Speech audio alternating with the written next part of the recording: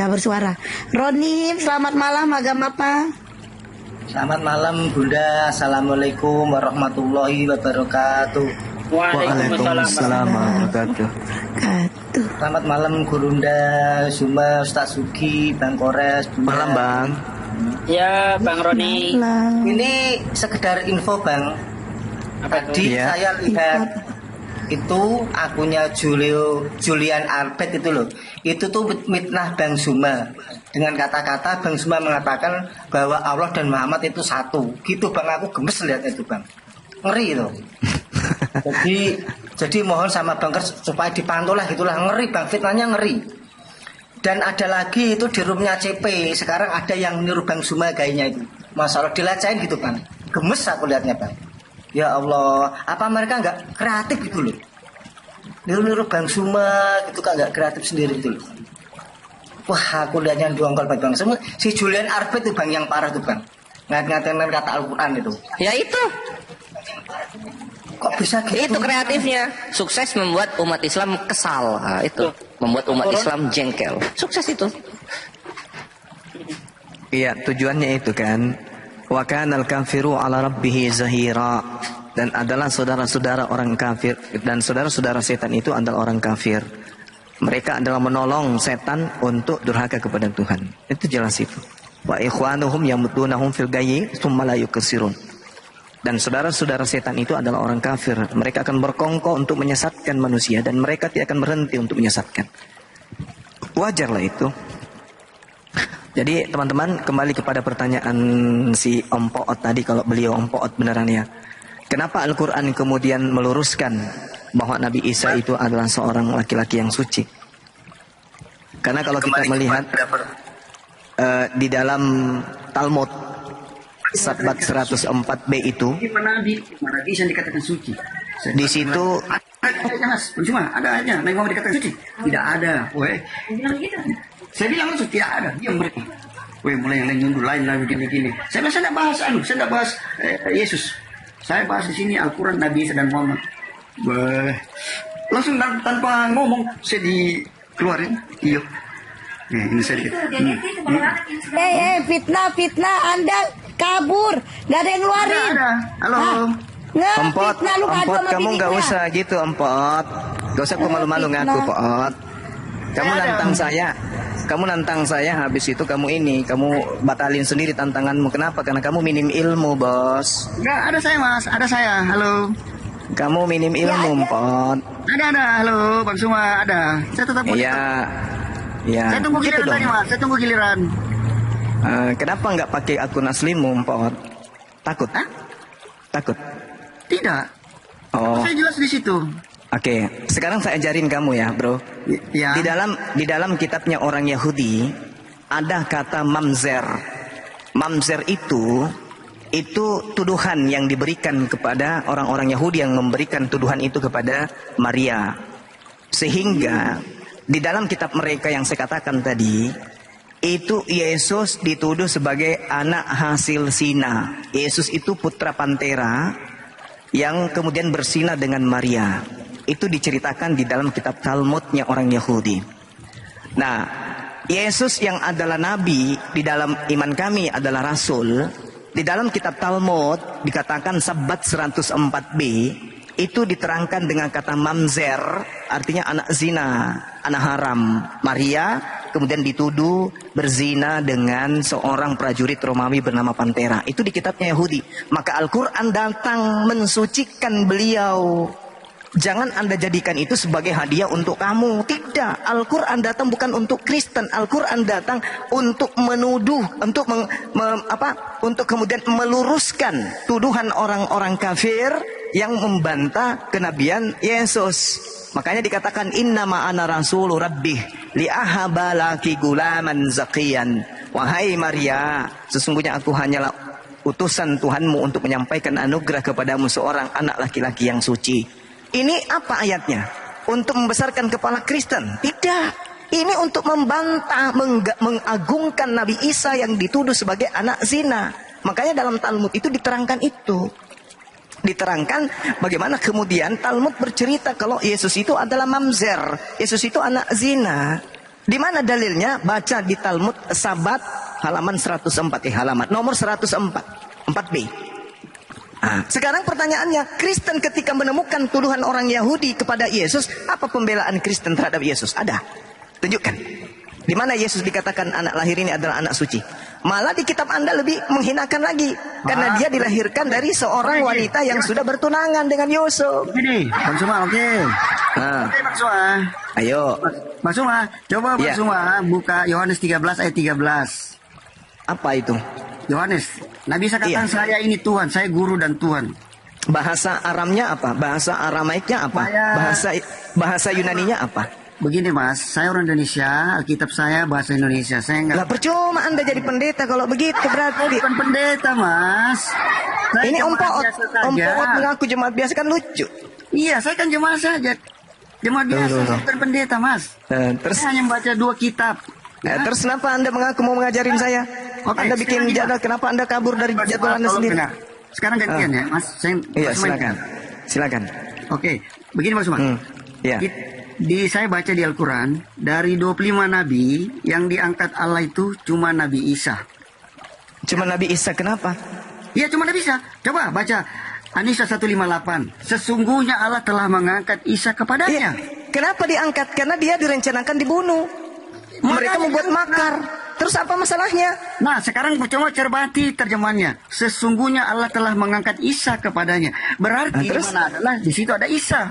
Nah, sekarang pertanyaannya, ada nggak Iya. ayatnya Lucu. Allah mengatakan sudah mengangkat Nabi Muhammad? Ada nggak?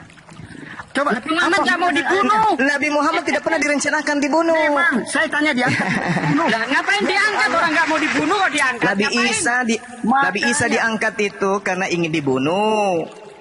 Makanya dia diangkat. Begini Mas. Datang Kristen dari barat Coba, menyangka Mas, bahwa begini. Nabi Yesus itu terangkat setelah dibunuh.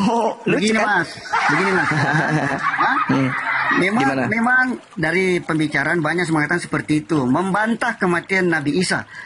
Tetapi di surah Maryam dikatakan, selamatlah ketika aku dilahirkan, selamatlah ketika aku meninggal, selamatlah ketika dibangkitkan kembali.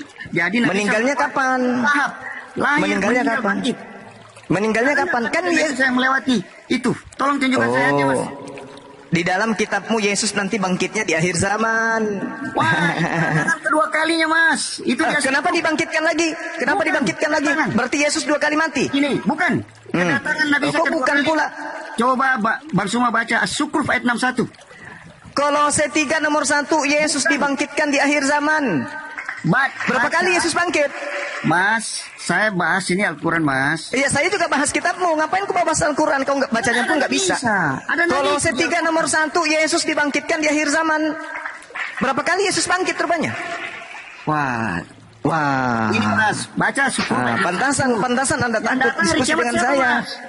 Apa? As-Sukruf ayat 61. Sesungguhnya turunnya Nabi Isa Kenapa? tanda kiamat. Jangan ragu-ragu tentang kiamat itu. Ikuti Al-Zukhruf 61, posisi Nabi Isa itu tidak ada bedanya dengan Dajjal. Wah, Ngerti? beda. Dajjal siapa? Weh, itu. Gini, saya terangkan sedikit. Dajjal Kenapa? itu Diam dulu, saya terangkan supaya orang tidak salah paham. Oke. Kenapa? Oke. Aduh, diam dulu dong. Iya. Biar saya terangkan ya. Tenang. Kenapa Ya. saya katakan posisinya itu sama dengan Dajjal? Karena Dajjal itu sebagai tanda akan datangnya kiamat. Nabi Isa juga di situ sebagai pertanda akan datangnya kiamat. Sama-sama, bos. Ngerti? Tanya Bang Juma tuh, kalau saya salah Bang Juma. Benar itu. Benar. Jadi kedatangan Nabi Isa itu sebagai pertanda sudah dekat kiamat. Makanya Nabi kami ini ketika datang mengusir Kristen. Kristen diadili oleh Yesus. Kenapa dia datang kedua kalinya? Karena ada yang terdakwa. Siapa terdakwa? Penyembahnya. Baca Matius 7. Nomor 15 sampai nomor 23. Enyahlah engkau dariku wahai Kristen. Engkau semua Kristen pembuat kejahatan. Matius 13 nomor 50. Kristen dilemparkan ke dalam api neraka menyala-nyala kekal. Itu dalil.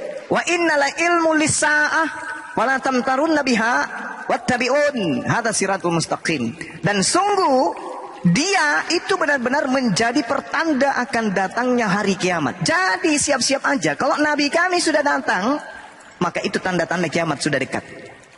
Ketika Nabi kami datang, barulah seluruh ahli kitab akan beriman kepadanya. Oh, ternyata isnad Nabi Muhammad ini betul. Ternyata Mesias yang kita tunggu ini ternyata benar-benar Nabi Isa. Sedangkan Kristen di mana? Orang-orang salib ini di mana? Diusir. Innalladzina kafaru min ahlil kitabi wal musyrikina fi nari jahannam khalidina fiha. Matius 7 nomor 23. Orang-orang Kristen diusir dan dilemparkan ke api neraka. Anda mau kemana? Mau kemana? Ingat ya, Kolose 3 nomor 1 itu menjawab asumsi Anda di dalam surah Maryam ayat 33. Di situ ada kata sunegeiro. Sunegeiro artinya dibangkitkan. Jadi Yesus dibangkitkan pada akhir zaman. Sedangkan dalam kitab Ibrani dikatakan manusia mati hanya sekali saja. Itu dalam kitab Ibrani. Manusia ditentukan mati sekali. Berarti Yesus matinya kapan kalau begitu? Nggak mungkin matinya pada saat dia datang. Pada saat dia terangkat itu dia belum mati. Ibrani 9 nomor 27, Allah telah menetapkan bahwa manusia mati satu kali saja. Dan setelah itu diadili, dibangkitkan untuk diadili. Kolose 3 nomor 1, sunegeiro, itu artinya dibangkitkan. Yesus dibangkitkan di akhir zaman. Berarti Yesus mati nanti pada saat kiamat, habis itu dibangkitkan. Maka doanya ketika dalam surah Maryam, semoga kesejahteraan dilimpahkan kepadaku pada saat aku dilahirkan, pada saat aku dibangkitkan, pada saat aku diwafatkan, dan pada saat aku dibangkitkan hidup kembali. Artinya, wassalamu alayya yauma wulidtu wa yauma amut, itu belum terjadi pada dirinya. Tapi nanti setelah kedatangan keduanya, baru dunia dikiamatkan, matilah dia di situ. Begitu kemudian dibangkitkan, Yesus kembali dibangkitkan bersama-sama dengan manusia yang lain. Kata beliau kemudian, wa yauma ub'atu hayya sunegeiro. Jadi Kristen ini sebagai penumpang gelap dari barat, tidak bisa kemudian dibela oleh Bible dan tidak bisa dibela oleh Al-Quran. Hanya mengais-ngais, ngais sana, ngais sini, ngais sana, ngais sini. Tapi hanya dipijak sama Bible dan dipijak oleh Al-Quran. Begitu 4. Belajar lagi. Jangan cuma monolog. Belajar untuk diskusi. Kalau perlu berdua dengan istrinya. Jangan bikin jadwal, habis itu Anda ganti lagi jadwalnya, Anda mundur.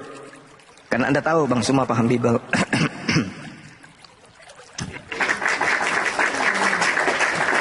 Ingat ya, pelajaran buat Kristen ya, khususnya yang Indonesia. Yesus itu nanti bangkit di akhir zaman. Bangkit nanti setelah kiamat. Itu diceritakan kemudian di dalam kitab Anda sendiri, begitu juga di Al-Quran. Jadi tinggalkan itu ajaran-ajaran yang aneh-aneh dari barat, itu tinggalin aja. Mending kalian ateis. Karena ajaran Kristen itu adalah ajaran anti-Yesus, anti-Kristus. Pada saat Anda menyembah manusia Kristus, pada saat itu Anda membantah kekristusan Yesus. Kristus itu adalah manusia yang diurapi, yang ditahirkan, yang ditasbihkan, yang disucikan, yang ditobatkan, yang dibersihkan oleh Tuhan. Itulah yang disebut Yesus ini sebagai Kristus, Mesias. Itu. Siapakah pendusta itu? Bukankah mereka yang menyangkal bahwa Yesus itu adalah Kristus? Nah, tuh. Yang menyangkal Yesus itu sebagai manusia adalah Kristen. 2 Yohanes 1 nomor 7. Siapakah penyesat itu? Bukankah dia yang pergi ke seluruh dunia, yang tidak mengaku bahwa Yesus itu datang sebagai manusia? Jadi kalau orang Kristen menuhankan Yesus, berarti membantah kemudian bahwa Yesus itu datang sebagai manusia. Apa buktinya bahwa Kristen itu anti-Kristus? Buktinya mereka mendirikan bangunan, masuk ke dalamnya setiap hari Minggu, lompat-lompat menyembah anak manusia. Itulah bukti. Apa Bang? Apa? Itulah bukti bahwa Kristen ini adalah anti terhadap Yesus. Yesus mengajarkan menyembah kepada Elohim, Eloah, Allah, Allah. Tetapi Kristen justru mengajarkan menyembah kepada anak manusia. Nah, itulah bukti bahwa Kristen itu adalah anti-Kristus. Makanya dalam Matius 7 nomor 15 sampai nomor 23, saudara Om Poot, kalian semua dienyahkan ke neraka menurut Yesus. Tanda-tanda pengajaran nabi palsu adalah memanggil Yesus Tuhan, mengusir setan pakai nama Yesus, bermujizat pakai nama Yesus, bernubuat pakai nama Yesus, dan itu hanya ada di Kristen. Apa kata Yesus? Pada saat itulah aku akan berterus terang kepada mereka, penyahul daripadaku kalian semua adalah pembuat kejahatan. Halilintar. Demikian. Aku bersuara dikit ya. Om Boot, silakan dibuka mic-nya, Bang. Cek, cek, cek.